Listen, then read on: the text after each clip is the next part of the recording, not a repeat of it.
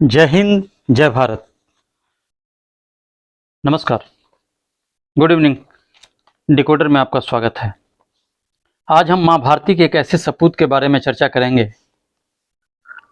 जिसको वामपंथी इतिहासकारों ने वो जगह ही नहीं दी जिसके लिए वो हकदार थे। वैसे भी कैसे जगह देते? उनको गांधी, नेहरू, इंदिरा से फुर्सत मिले तब तो।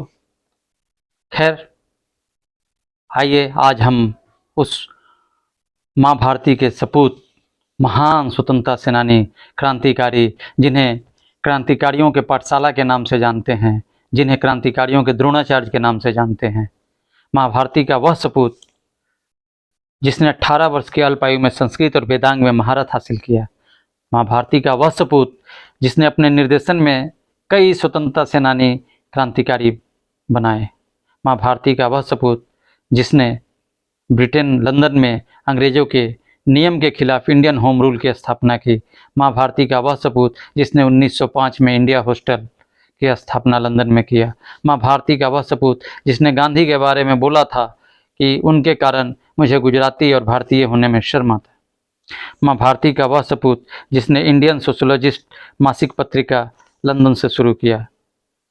इस पेपर का उपशीर्षक था an organ of freedom and political, social and religious reform. माँ भारती का वह सपूत जिसने युवाओं में आज़ादी की विचारधारा कूट कूट कर भरा।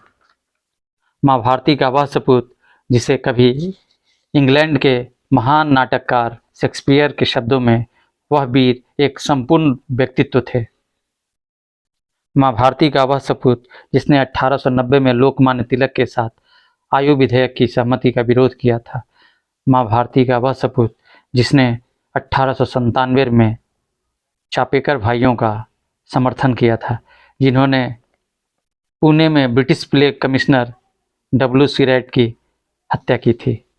माँ भारती का वह सपूत जिसे उस समय ब्रिटेन के प्रधानमंत्री चर्चिल ने उनके मैनेजरियल स्किल, प्लानिंग और लगन को सराहा था, और ये प्रसारण पूरे दुनिया के सामने 1914 में BBC के प्रसारण में बताया था। माँ भारती का वह सपूत जिसे पकड़ने के लिए अंग्रेज आजीवन कोशिश करते रहे लेकिन कभी पकड़ ना पाए। माँ भारती का वह सपूत जिसकी मृत्यु की खबर अंग्रेजी सरकार और कांग्रेसियों ने छिपाना चाहा परंतु छिपा न सके, और उनकी मृत्यु की शोक सभा भारत में लाहौर जेल में बंद अमर स्वतंत्रता सेनानी भगत सिंह और उनके दोस्तों ने अर्पित किया। माँ भारती का वह सपूत जिसकी शोक पुष्पांजलि में लोकमान्य तिलक ने अपने पत्र मराठा में उनकी स्मृति लेखों की एक श्रृंखला प्रकाशित की। माँ भारती का वह लाल जो 30 मार्च 1930 में भारत से कई हजार किलोमीटर दूर जनेवा में हमेशा के लिए दुनिया छोड़कर गोकुल धाम को प्रस्थान किया। उनका सपना था कि उनके अस्थि कलश को भारत लाया जाए, लेकिन उनके अस्थि कलश को गांधी और नेहरू जो शोक सभा नहीं कर सकते वो क्यों लाएंगे? आइए जानते हैं वह वीर आखिर कौन है। वह वीर हुतात्मा का नाम महान स्वतंत्रता सेनानी जिसे क्रांतिकारियों के गुरु हम द्रोणाचार्य भी कहते हैं, राष्ट्रभक्त पंडित श्याम जी कृष्ण वर्मा जी हैं। आइए आज हम उनके बारे में जानते हैं, उनके कुछ जीवन के अनछुए पहलू पर प्रकाश डालते हैं। संसार में समय समय पर अनेक महान आत्माएं उत्पन्न होती हैं, उनमें से बहुमुखी प्रतिभाशाली बहुत कम हुआ करती हैं। उनके और ऐसे कुछ आत्माएं होती हैं जिनके आदर्श को, जिनके संस्कार को अपनाने से देश के युवक धन्य हो जाते हैं। ऐसे ही महापुरुषों में एक महापुरुष थे श्री श्याम कृष्ण वर्मा जी। अपर्याप्त साधनों के होते हुए भी प्रखर प्रतिभा से उन्होंने कुछ वित्तोपार्जन धनोपार्जन किया, जिसे देखकर आश्चर्य होता है। जहाँ एक ओर हम प्रकांड पांडित्य की उनकी प्रशंसा करते हैं, वहीं दूसरी ओर हमें उनकी राजनीतिकता शासन कुशलता के सम्मुख नतमस्तक होना पड़ता है। अपने गुरु महर्षि दयानंद के वैदिक संदेश पाश्चात्य संस्कृत विद्वानों के पास तक पहुंचाने वाले, भारतीय संस्कृति और गौरव की छाप उनके हृदय पर जमाने वाले वह सर्वप्रथम भारतीय थे। पंडित श्याम कृष्ण वर्मा जी ने न केवल भारत माता के दास्ता की बेड़ियों को काटने के लिए एक क्रांतिकारी के रूप में विलायत में भारत भवन की स्थापना की।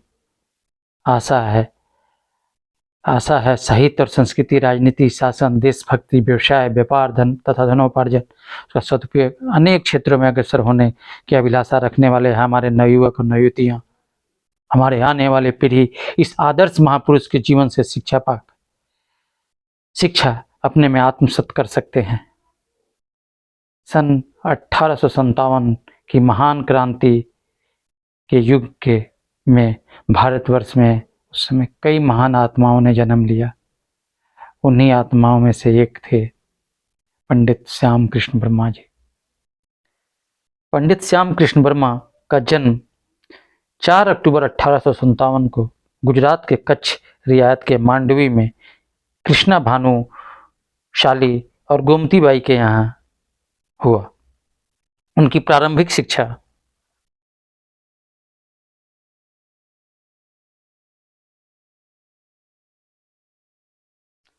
उनके गांव मांडवी में और उच्च शिक्षा भुज में हुई।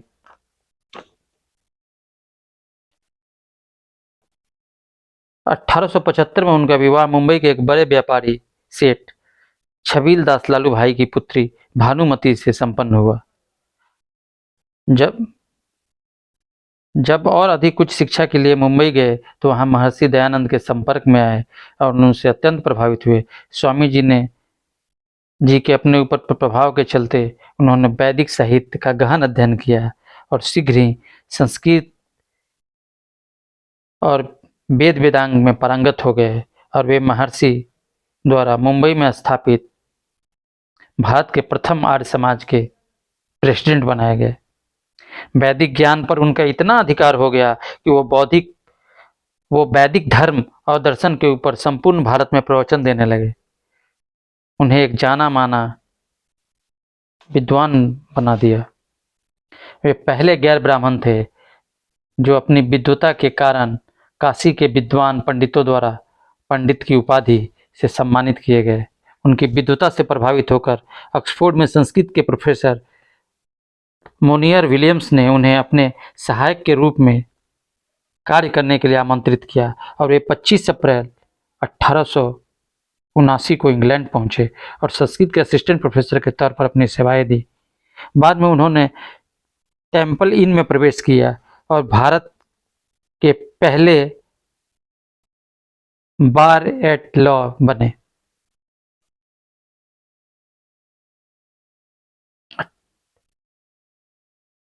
बैरिस्ट्री पास करके श्याम जी 1839 में स्वदेश लौटे।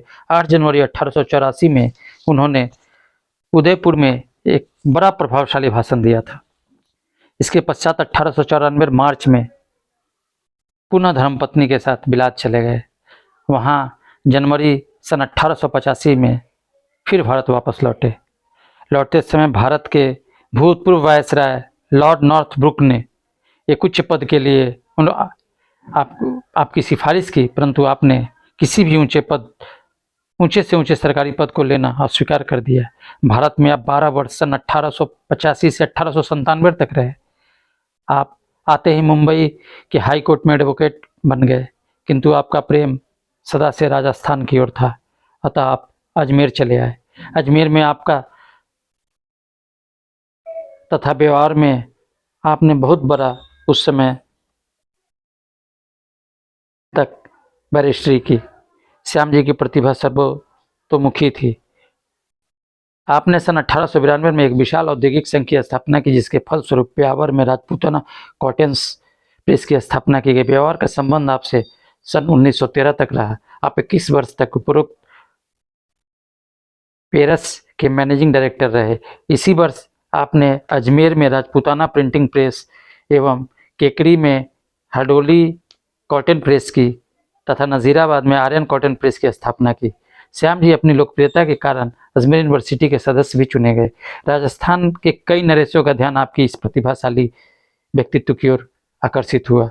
सन 1888 में रतलाम नरेश की इच्छा हुई और आप वहाँ के प्रधानमंत्री बने। तत्पश्चात उदयपुर महाराणा के यहाँ 21 दिसंबर सन 1892 में आपने यहाँ 1000 की मासिक वेतन पर मंत्री का पद पर कार्य किया। सन 1895 में आप 1500 रुपये की मासिक वेतन पर जूनागढ़ के दीवान बनाए गए।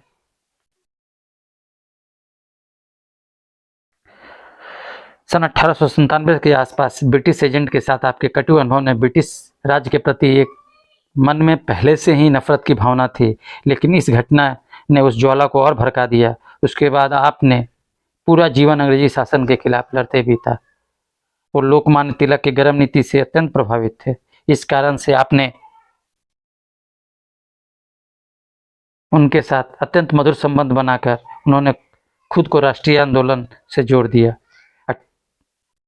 1897 में पुणे के प्लेग के दौरान भारतीयों पर किए गए बर्बर अत्याचारों के विरुद्ध आवाज उठाने पर जब तिलक को जेल भेज दिया गया, तो तब आपको लगा कि आप यहाँ रहकर उतने अच्छे से स्वतंत्र भाव से यह कार्य नहीं कर सकते जितना आप बाहर रहकर कर सकते हैं। अपने शानदार कैरियर को लात मारकर आप अपने देश के लिए सर्वोच्च न्यौछावर करने का मार्ग चुनते हुए उस पर चल पड़े और 1899 को एक बार फिर लंदन पहुंचे और अपने ज्ञान, प्रतिभा, कौशल, संघर्ष शक्ति और साधनों के कारण देखते ही देखते ब्रिटेन में भारत की स्वतंत्रता के लिए संघर्ष कर रहे युवाओं के एक छत्र सेनापति बन गए।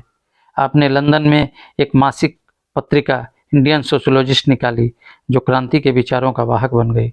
1905 में आपने भारत पर ब्रिटिश सरकार के दमन नीतियों के विरुद्ध the Indian home rule society की स्थापना की। आप जितना कमाते थे उतना ही देश पर लुटाते थे। प्रसिद्ध दार्शनिक हार्बर्ट स्पेंसर के प्रसिद्ध कथन आक्रमण के विरुद्ध संघर्ष न केवल न्यायोचित है बल्कि आवश्यक भी को अपना मंत्र मानने वाले श्याम जी ने उनकी समाधि पर श्रद्धा सुमन अर्पित करते हुए एक ऐसे केंद्र की स्थापना और संकल्प किया जो ब्रिटेन में भारतीय क्रांतिकारियों का गढ़ बने, जहां से ऐसे सेनानी निकले जो स्वयं देश के लिए समर्पित कर दे। आपने इस संकल्प के फलस्वरूप 1905 में पंडित जी ने लंदन में इंडियन हाउस की स्थापना की। यह छात्रावास, जिसके उद्घाटन के अवसर पर लाला लाजपत राय, दादा भाई नौरोजी, मैडम भीकाजी कामा जैसे लोग उपस्थित थे, यह भवन शीघ्र ही भारतीय क्रांतिकारियों और नेताओं के लिए घर बन गया। 50 कमरों का इस छात्रावास में भारत के अनेक क्रांतिकारी पले बढ़े, जिनमें विनायक दामोदर सावरकर, गणेश दामोदर सावरकर, लाला हरदयाल, वीरेंद्र चट्टोपाध्याय, VVS अय्यर, आसिफ अली, सिकंदर हयात और ब्रिटिश भूमि पर शहीद होने वाले हमारे पहले भारतीय मदन लाल ढींगरा जी आज भी हमारे हृदय में बसे हुए हैं। कुछ क्रांतिकारी वहाँ रहते थे और कुछ नियमित आया जाया करते थे। अपने पैसों से श्यामलाल जी ने क्रांतिकारियों के जीवन यापन, शास्त्र, शस्त्र आदि की खरीद में सक्रिय सहायता दी। उन्होंने महाराणा प्रताप, शिवाजी, महारानी लक्ष्मीबाई, महर्षि दयानंद के नाम से विदेशों में अध्ययन करने के इच्छुक भारतीय छात्रों के लिए छात्रवृत्तियां स्थापित की। इसे पाने के लिए सिर्फ एक यही शर्त थी कि छात्रवृत्ति लेने वाले छात्र लंदन से लौटकर अंग्रेजों की चाकरी नहीं करेंगे। इनके पीछे यही उद्देश्य था कि अधिक से अधिक भारतीय छात्र विदेश आकर देश की आज़ादी के लिए लड़ाई लड़े और आगे बढ़े। यह छात्रवृत्तियां अनेक प्रांतों के नवयुवकों को मिली, जिसमें सभी धर्मों के लोग थे। श्याम जी की छात्रवृत्तियों का लाभ वीर सावरकर, भाई परमानंद, लाला हरदयाल, विपिन चंद्रपाल, मदन लाल ढींगरा जैसे क्रांतिकारी वीरों ने उठाया और अंग्रेजों को उनके घर में घुसकर चुनौती दी।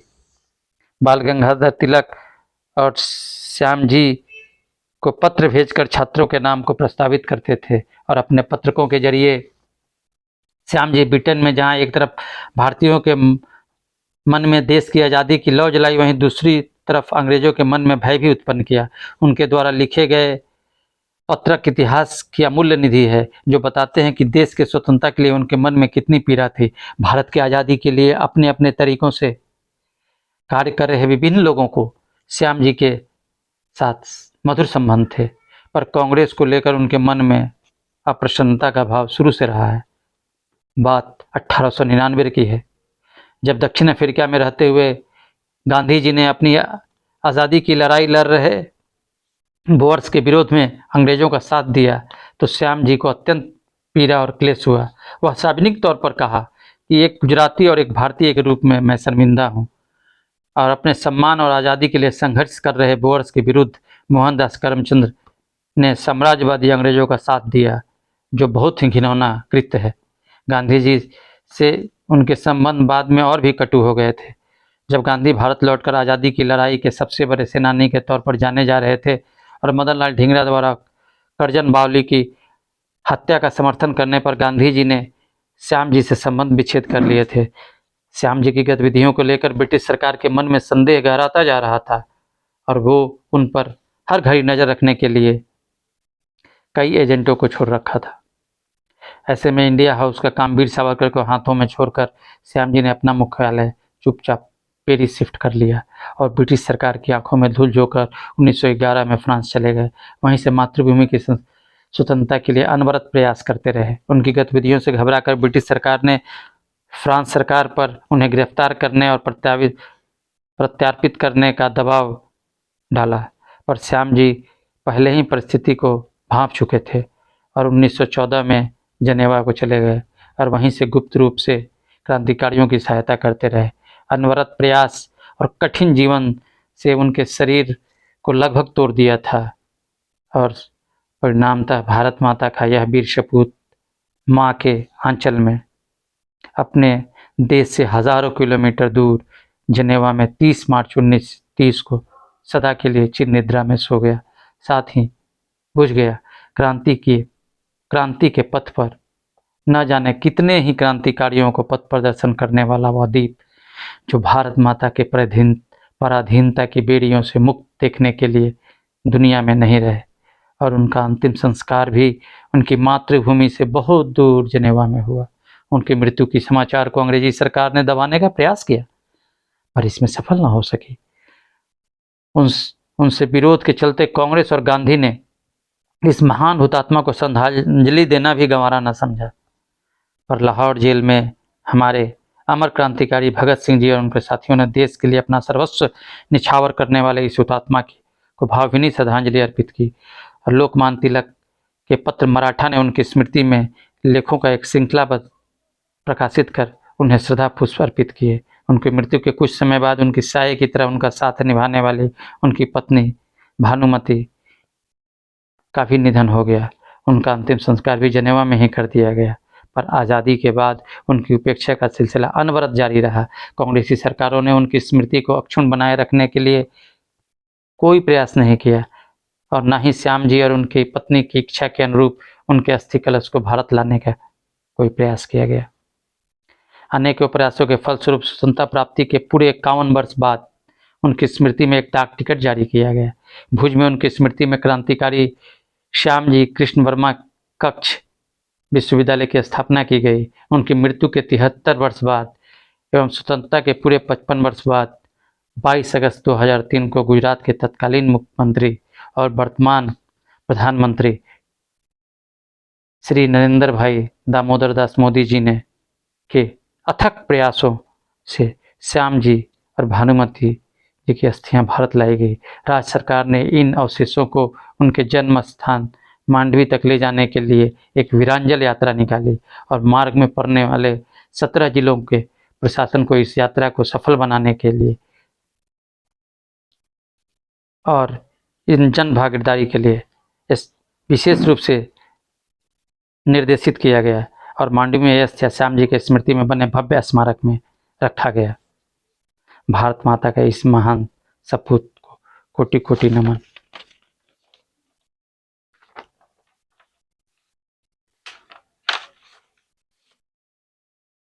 श्यामजी कृष्ण वर्मा का लक्ष्य भारत की आज़ादी और औपनिवेशिक सोच से मुक्ति का था।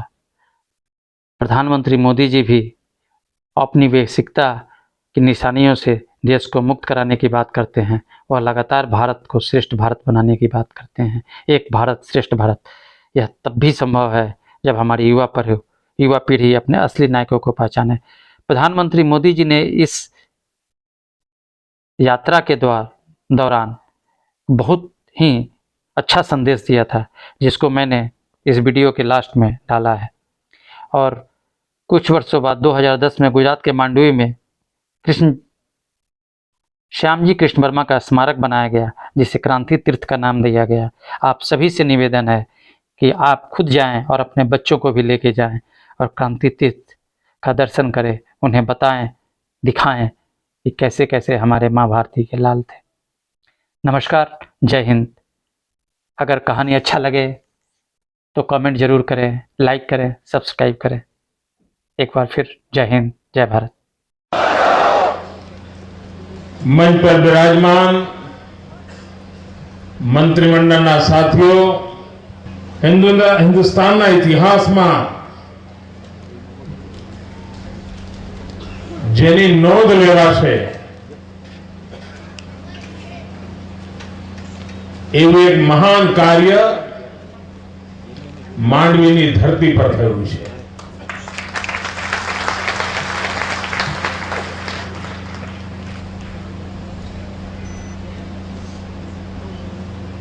एक मुख्यमंत्री के नाते मुझे इस कार्य को करने का अवसर मिला, ये मेरा सौभाग्य था। लेकिन वहां तक पहुंचने के लिए जिन लोगों ने अविरत प्रयास किया, श्यामजी कृष्ण वर्मा इस विषय को लेकर के सभी सरकारों को बार बार जगाते रहने का काम किया, उनको याद दिलाते रहे कि श्याम जी की अस्थि विदेश की धरती पर है। देश की आजादी के लिए जिन्हें अपना जीवन खपाया था, उसके अस्थि प्रतीक्षा कर रहे हैं। इस काम को करने वाले प्रमुख लोगों में श्री विष्णु भाई पंड्या, श्री हिरजी भाई काराणी, भाई मंगल भानुशाली,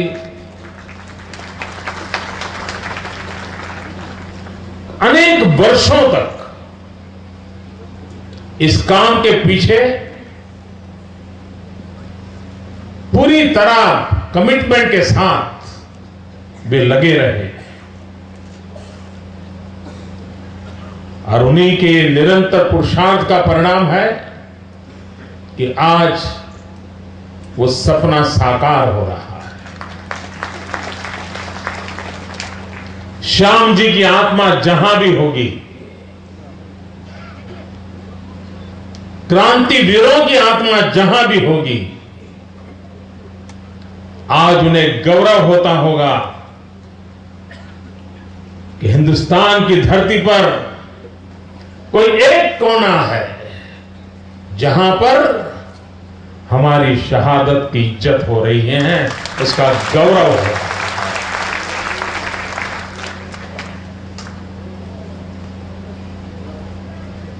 भाइयों बहनों, ये विधि का योग है कि 1857 का स्वातंत्र संग्राम हो और उसी वर्ष श्याम जी का जन्म हो। हमारे यहां कहा जाता है कि बालक जब मां के पेट में होता है और उस समय मां जिस वायुमंडल से परिचित होती है, उन सारी चीजों का प्रभाव उसके गर्भ में जो शिशु होता है उस पर भी होता है। उस 1857 के स्वातंत्र संग्राम की गूंज मां के पेट में, मां के गर्भ में श्याम जी ने सुनी होगी। और मां के गर्भ में ही जैसे अभिमन्यु ने संस्कार पाए थे, वैसे ही संस्कार इस मांडवी की धरती पर एक गरीब मां की कोख में श्याम जी ने पाए थे।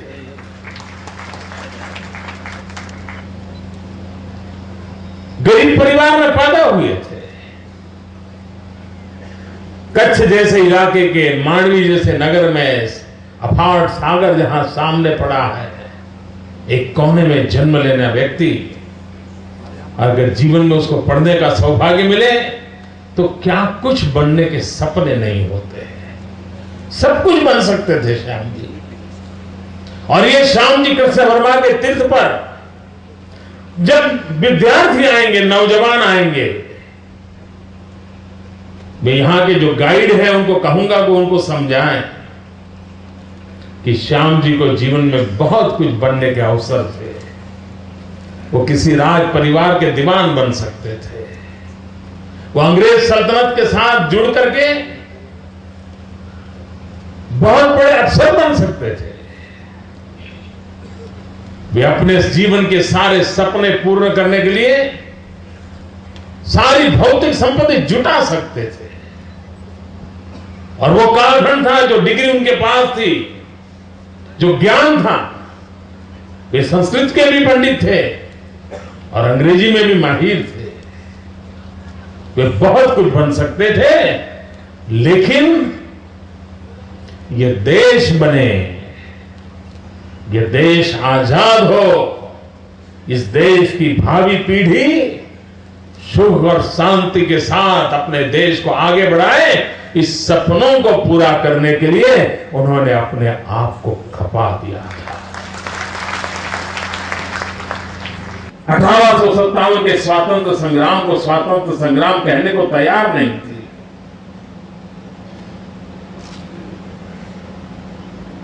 एक सरकार के खिलाफ सिर्फ सीमित आंदोलन के रूप में माना जाता था। उसे स्वातंत्र संग्राम कहने की साहस वीर सावरकर ने दिखाई थी। और इसी इंडिया हाउस में इंग्लैंड में अंग्रेजों के नाक के नीचे स्वातंत्र संग्राम के 50 वर्ष मनाए गए थे और श्याम जी कृष्ण वर्मा की प्रेरणा से मनाए गए।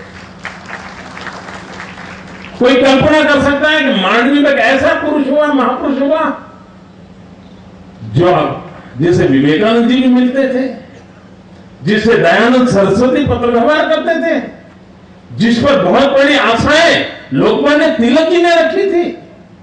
हिंदुस्तान में आजादी के नर बांकुरे तैयार करने का काम करने वाले महापुरुषों में लोकमान्य तिलक जी भी थे। तिलक जी ऐसे नौजवानों को देश में से खोजते थे जो जलावतन की आग को लेकर के देश के लिए मर मिटना चाहते थे।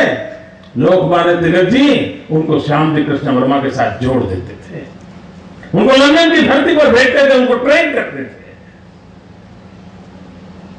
ये लोकमान्य जी के प्रिय थे और वीर सावरकर जी को लोकमान्य जी ने भेजा उनके पास। आप कल्पना कर सकते हैं कि एक कितना बड़ा व्यक्तित्व होगा। और दुनिया के उस जमाने के, दुनिया के जितने भी राजनेता थे, उन सबसे उनका सीधा सीधा संपर्क था, लेकिन ऐसे व्यक्ति को भुला दिया गया। 73 साल की उनकी जीवन यात्रा और 73 साल तक उनके अस्थि इंतजार करते रहे। वो जीवित रहे 1857 से 1930 तक, 73 ईयर उनका आयुष। और 1930 से 2003 तक वो अस्थि इंतजार कर रहे थे कि भारत मां का कोई लाल आएगा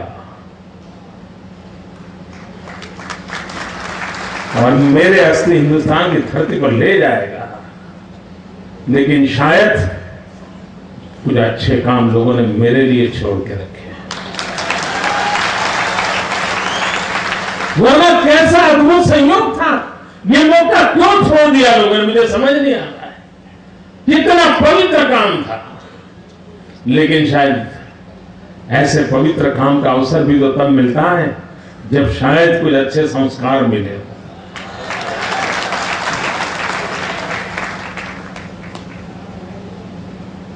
मैं उन भाग्यवान लोगों में हूं जिसे बचपन से देशभक्ति के संस्कारों से सजा गया है, रंग दिया गया है। और उसके कारण कोई भी निर्णय, कोई भी गतिविधि सरकार किस दिशा में चलेगी, उसकी एक ही कसौटी है। हर निर्णय देशभक्ति की कसौटी से खरा उतरना चाहिए और हर काम आखिरी इंसान की भलाई के काम आना चाहिए। इन दो कसौटियों पर सरकार चल रही है और उसी का नतीजा है कि सामान्य मानवीय के जीवन में एक बदलाव आ रहा है। ये गुजरात की गोल्डन जुबली का ईयर है। गुजरात को भले 50 साल हुए, गुजरात अपने गुजरात के नाते कार्य करके विकास यात्रा प्रारंभ की और इस गुजरात को बनाने के काम में पूरे गुजरात ने अपना शक्ति, समय, आंदोलन सब कुछ किया। नौजवानों ने लाठियां जली, गोलियां खाई, लेकिन उसकी प्रेरणा के रूप में काम कर रहे थे इंदु चाचा। और आज के अवसर पर इंदु चाचा को मैं इसलिए याद कर रहा हूं कि श्यामजी कृष्ण वर्मा पर सबसे पहली किताब जो लिखी गई वो इंदुलाल याग्निक ने लिखी। 1930 में श्याम जी का स्वर्गवास हो गया और 1935 में इंदु चाचा लंदन गए थे और वहां किसी के परिचय से वो पेरिस गए। पेरिस में सरदार सिंह राणा को मिले, श्यामजी कृष्ण वर्मा के निकट साथी मैडम कामा और सरदार सिंह राणा।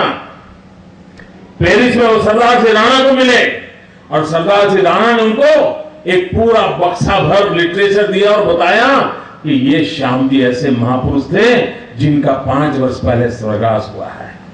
जब श्याम जी के जीवन में इंदु चाचा ने पढ़ा तो चौंक गए। ऐसा महापुरुष, इतनी बड़ी हस्ती, और वो भी गुजराती थी, कच्ची थी, सामान्य परिवार में पैदा हुआ था और श्याम जी के उस व्यक्तित्व में, उसके मोह में इंदु चाचा बड़े प्रभावित हो गए। और तब जाकर के इंदु चाचा ने श्याम जी कृष्ण वर्मा की जीवनी लिखी। वो पहली जीवनी उपलब्ध हुई और उसके बाद हमारे विष्णु भाई ने बहुत काम किया। कोई वर्ष ऐसा नहीं गया होगा कि उन्होंने गुजरात की जन चेतना को जगाने के लिए श्याम जी की याद न दिलाई हो। ये निरंतर काम चलता रहा, निरंतर काम चलता रहा। और काम भी, जब मैंने 1 साल पहले यहां भूमि पूजन किया था और तब मैं कह के गया था कि हम इसको बहुत जल्द पूरा करेंगे, तो लोगों को लगता था कि होगा शायद छोटा सा एक पत्थर डाल के खड़ा कर देंगे, स्मारक बना देंगे। 1 साल के अंदर अंदर ये भव्य स्मारक खड़ा हो गया। और अगर चुनावों के आचार संहिता ना आई होती तो मैं 4 अक्टूबर का इसका लोकार्पण करने वाला था, उनके जन्मदिन पर करने वाला था। लेकिन आचार संहिता ऐसी चीज है कि फिर हमारी गाड़ी चलती नहीं है, गाड़ी अटक जाती है। उसके कारण लोकार्पण 2 महीना विलंब से हुआ। लेकिन जो सपना था 1 साल के भीतर भीतर इस काम को खड़ा कर देंगे, करके दिखाया। और मित्रों, ये कोई भव्य भवन के रूप में नहीं देखा जाएगा, यहां दिव्यता का अंश है। मैं खुद जब अंदर जा रहा था, मैं अनुभव कर रहा था जैसे किसी मंदिर में जाते हैं और एक अलग प्रकार की अनुभूति होती है, वैसे ही जैसे क्रांति तीर्थ पर जाते हैं तो अलग प्रकार की अनुभूति है। मैंने जब अंडमान निकोबार के अंदर उस सेल्यूलर जेल को देखा था, वीर सावरकर जिस कोठरी में रहे थे उस जगह को देखा था, और जो अनुभूति मैंने उस धरती पर की थी। जब मैं भगत सिंह आजाद का जहां स्मारक बना है पाकिस्तान की सीमा पर, भगत सिंह को अंग्रेज सल्तनत ने लाहौर में फांसी दी और बाद में उसके परिवार को उनका शरीर नहीं दिया, जंगलों में जाकर के मिट्टी के तेल से उनको जला दिया था। उस जगह पर एक स्मारक बना है। फिरोजपुर से आगे मैं जब पहली बार उस धरती पर गया था, मैंने एक रोमांच का अनुभव किया था। मैंने तीसरी बार ऐसी अनुभूति इस इंडिया हाउस के अंदर की। मेरे पास शब्द नहीं थे, मैं जब घूम रहा था अंदर, मैं बोल नहीं पा रहा था। मेरे एक एक रोंगटे पर संवेदनाएं मैं अनुभव कर रहा था। ये स्मारक देश के लिए जीने की प्रेरणा देगा। श्याम जी ने देश के लिए लोगों को मरने के लिए प्रेरित किया था, देश के लिए खपने के लिए प्रेरित किया था। अंग्रेज सल्तनत जिस भाषा में समझे उस भाषा में समझाने के लिए उन्होंने नौजवानों को तैयार किया था। लेकिन वो सपना था ये भारत मां स्वतंत्र हो, भारत मां जगत गुरु बने। श्याम जी नहीं रहे, अंग्रेज चले गए, देश आजाद हो गया, लेकिन वो सपना अभी भी पूरा करना बाकी है। और वो सपना है ये भारत मां जगत गुरु बने, भारत मां विश्व गुरु बने। सुजलाम सुफलाम वंदे मातरम का गीत धरती पर सही रूप में हमें नजर आए। वो वंदे मातरम एक मंत्र न रह जाए, वो वंदे मातरम उस शब्द का एक एक अंश हम हिंदुस्तान की धरती पर कैसे उतारें। और वो प्रेरणा पाने के लिए ये क्रांति तीर्थ एक नई प्रेरणा लेकर के आया है। हम वो लोग हैं, अब मैं भी आजादी के बाद पैदा हुआ और इसलिए हमें देश के लिए मरने का सौभाग्य नहीं मिला, देश के लिए मरने का सौभाग्य नहीं मिला। ये कह करके हम बच नहीं सकते, जीने का तो सौभाग्य मिला है। आओ देश के लिए जी करके दिखाएं, कुछ तो देश के लिए करें, कुछ तो अच्छा करें, किसी की भलाई के लिए करें, समाज की भलाई के लिए करें। अपने लिए सोचने के बजाय औरों के लिए सोचना शुरू तो करें। और ये इंडिया हाउस से संदेश मिलेगा, ये मांडवी का इंडिया हाउस लंदन के लोगों को भी संदेश दे देगा कि हिंदुस्तान अभी भी विश्व गुरु बनने के लिए अपनी कोशिशें जारी कर दिए हुए हैं, तो रुकने वाला नहीं है। पीढ़ियां क्यों न बीत जाए, लोग आएंगे जाएंगे, लेकिन हम लक्ष्य का भी ओझल नहीं होने देंगे। उस सपनों को पूरा करने का हम निरंतर प्रयास करेंगे। मैं चाहूंगा कि इस इंडिया हाउस के प्रति हर प्रकार का प्रेरणा शिक्षा सब हो, लेकिन जो भी इंडिया हाउस के दर्शन के लिए आए वो श्याम जी के पुराने घर जरूर जाए, उसे नहीं भूलना है। जब वो घर देखेंगे तो पता चलेगा इतने छोटे से घर में इतने बड़े महान इंसान ने जन्म लिया था।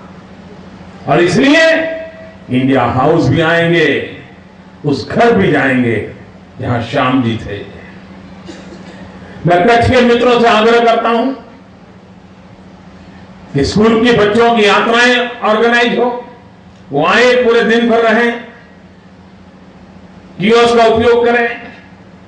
मैं तो हमारे व्यवस्थापकों को कहूंगा कि बाहर निकलने के बाद बच्चे का एग्जाम भी दे, छोटी सी, अंदर क्या देखा है, और उनको तुरंत कंप्यूटर पर मार्क्स भी मिल जाए, उनको एक सर्टिफिकेट भी मिल जाए कि देश की आजादी के लड़त में किस प्रकार से क्रांतिकारियों का योगदान रहा। हर बच्चा एग्जाम देता हुआ जाएगा, सर्टिफिकेट लेकर के जाएगा, और टेक्नोलॉजी के माध्यम से काम आराम से हो सकता है। क्योंकि हम चाहते हैं कि हम इतिहास को भूलने नहीं देंगे दोस्तों, और इतिहास को भूलने नहीं देना चाहिए। और इतिहास अगर बनाना है तो इतिहास ही इतिहास बनाने के लिए शिक्षा देता है। जो समाज इतिहास भूल जाता है वो इतिहास बनाने की ताकत खो देता है। आज भी अगर हमारे मूल्य जीवित हैं तो रामायण और महाभारत की प्रेरणा के कारण हमारे मूल्य जीवित हैं। आज भी हमारे में शौर्य पड़ा है जो छत्रपति शिवाजी महाराज और राणा प्रताप की याद के कारण पड़ा हुआ है। यही तो जीवन होता है और अच्छाइयों का जीवन अच्छाइयों के लिए आगे बढ़ने की ताकत बन के रखता है। ये त्याग, तपस्या, बलिदान ये क्यों हुए थे? क्या हम उनको भूल जाए? अगर हम भूल जाएंगे तो आने वाली पीढ़ी किस लक्ष्य को लेकर के जिएगी? हर समाज का कर्तव्य होता है आने वाली पीढ़ी के लिए कोई लक्ष्य छोड़ करके जाना।